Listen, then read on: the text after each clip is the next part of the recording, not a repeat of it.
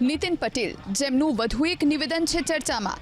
અવસર હતો મહેસાણાના સાંસદ પદે ચૂંટાનારા હરિભાઈ પટેલના અભિવાદન સમારોહનો, જેમાં પહોંચ્યા હતા પૂર્વ નાયબ મુખ્યમંત્રી નીતિન પટેલ। પણ પોતાના સંબોધનમાં રાહુલ ગાંધીનું નામ લીધા વિના નીતિન પટેલે લગ્ન અને રેસના ઘોડાનો ઉલ્લેખ કરીને કર્યો કટાક્ષ કે ભાજપના બધા જ રેસના ઘોડા છે, લગ્નના ઘોડાની જરૂર પડે તો કોંગ્રેસવાળાને બોલાવજો।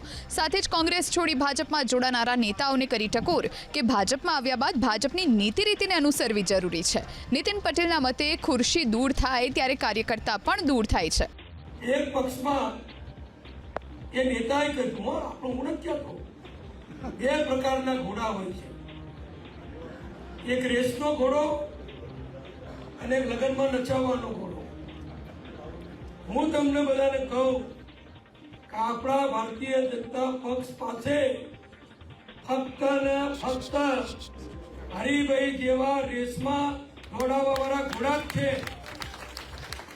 કોઈને ઘેર લગ્ન હોય અને કોઈના છોકરાની ઈચ્છા હોય કે મારે નાચતા ઘોડા ઉપર વરઘોડો કાઢવો છે તો કોંગ્રેસ વાળા કોઈને બોલાવી લેજો, નાચતો ઘોડો આવી જશે। તો આ તરફ કોંગ્રેસે નીતિન પટેલના નિવેદન પર આપી પ્રતિક્રિયા। કોંગ્રેસ અનુસાર ભાજપમાં 3 જૂથ વચ્ચે વર્ચસ્વની લડાઈ ચાલે છે।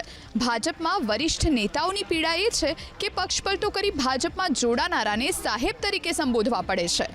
નીતિનભાઈ જાણી ચૂક્યા છે કે ભાજપામાં હવે મૂળભૂત લોકોની કોઈ કિંમત નથી, કોરાણે મુકાય, અપમાનને અવગણના થાય અને નવા લોકો આવે એ સત્તામાં આવે જેને સાહેબ કહેવા પડે, નમસ્તે મંત્રીશ્રી કહેવા પડે, એ પ્રકારની સ્થિતિનું નિર્માણ થયું છે। એટલે એમને એ પણ વાત કરી હોય એવું લાગે છે।